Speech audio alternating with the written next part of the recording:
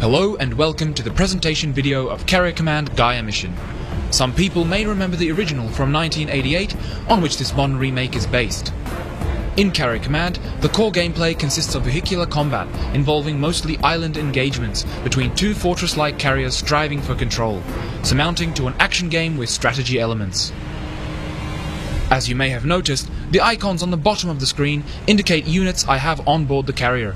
These are the VTOL-capable aircraft and the amphibious all-terrain assault vehicles, designated the Manta and the Walrus respectively. All units are controlled remotely from the bridge. The bridge itself may be seen here in the background, reinforcing the fact that you are seated in the captain's chair, viewing the battlefield on a translucent display in front of you. Your main objective is to sink the enemy carrier and seize the archipelago, consisting of 33 unique islands. Seen here, I am leading an assault on the enemy island of Fulcrum, indicated by the red coloration. Simply put, blue islands are my own, while red belong to the enemy. Zooming in, I am able to make out the geography of the island, enemy encampments and bases, as well as units of the opposition. Prior to an assault, I would equip my units as required, giving them the necessary armament to carry out their mission. I will now arm my Manta with rockets, before sending it into combat. As I mentioned before, you may approach Carrier Command as a tactical real-time strategy, as an action game, or a seamless combination of both. Here, I have deployed my walruses and given them waypoints to an enemy target location, all from the tactical map. Alternatively, I may join the action directly by taking control of a unit myself and heading into battle. Using our convenient radial menu, I may also order my other Mantas to undock and assist my own, all without the need for waypoints. Additionally to first person, Carrier Command also features a third person perspective.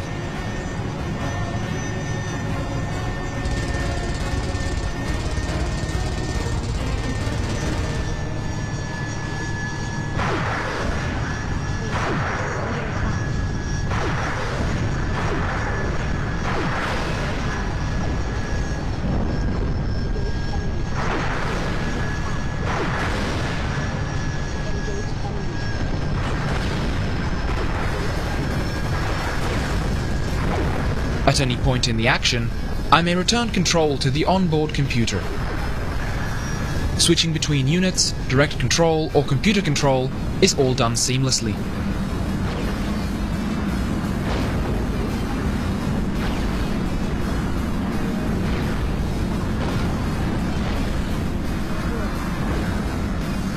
The convenient picture-in-picture preview window in the top right-hand corner of the map allows me to monitor what the unit is doing while attending to other tasks.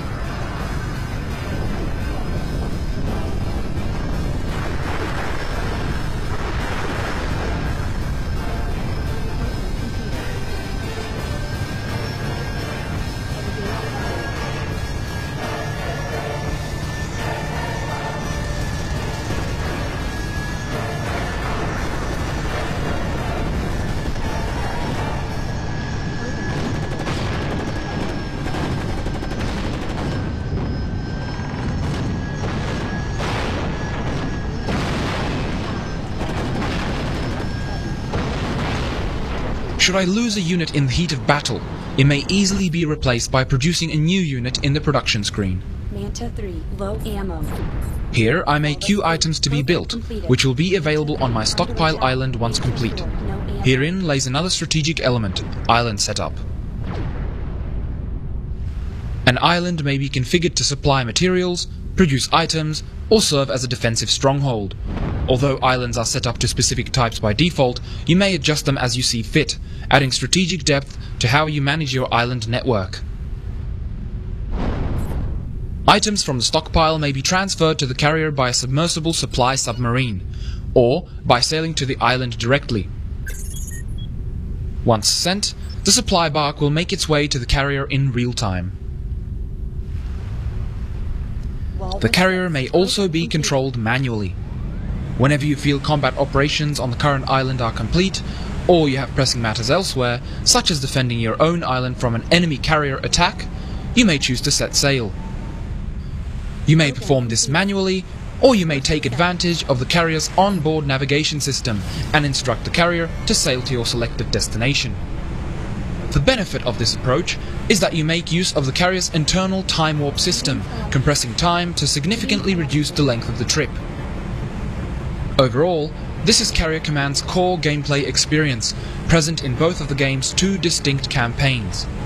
As opposed to random island positions, configurable campaign options and virtually unlimited variability featured in the strategic campaign, Carrier Command's story-driven Gaia mission presents a more firmly defined, progressive gameplay experience, offering a tutorial as well as various special features and missions unique to this campaign.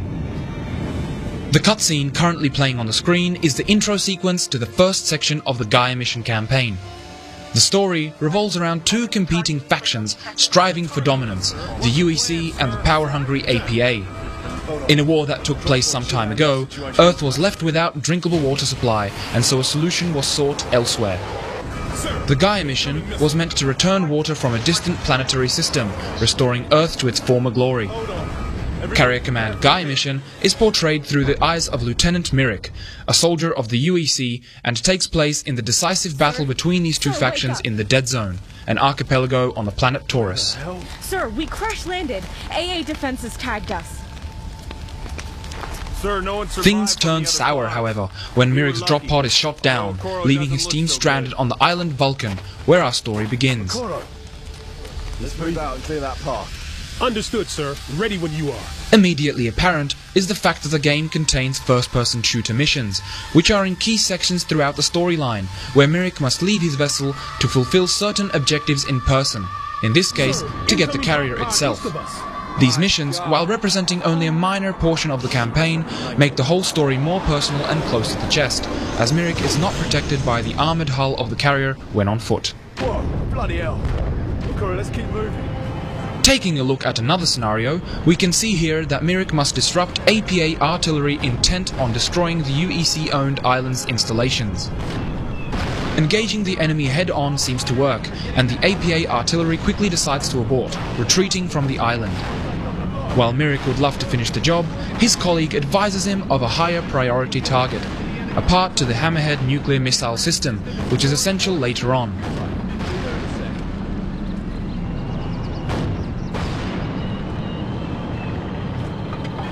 Once we arrive at the research center where the part is being stored, Myrick exits the vehicle and makes his way indoors. Personnel combat shield marked to minor incoming detected.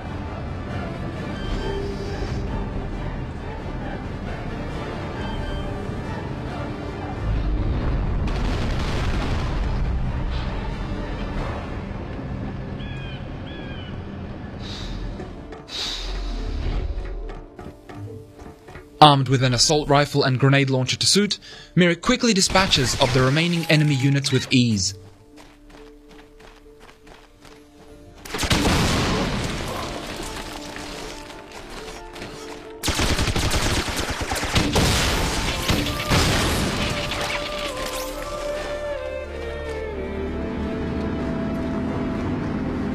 Packed with adrenaline-pumping action, no unit is spared when it comes to blasting through the opposing defenses to take down the fleeing enemy captain, as can be seen here, where Myrick takes control of the heavy weapons while his colleague does the driving.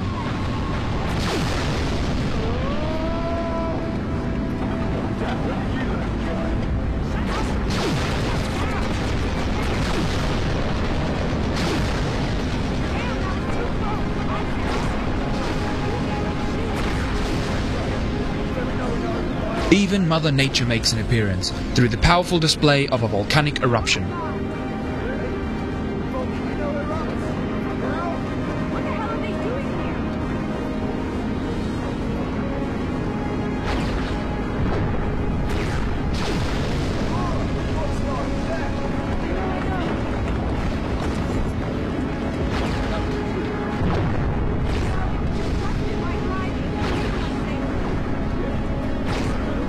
Fiery inferno or heavy rain, the chase continues in any weather conditions. But not to spoil too much, let me stop it there and move on to the strategy campaign setup screen, where the various options and settings ultimately result in a highly variable game with virtually unlimited replayability.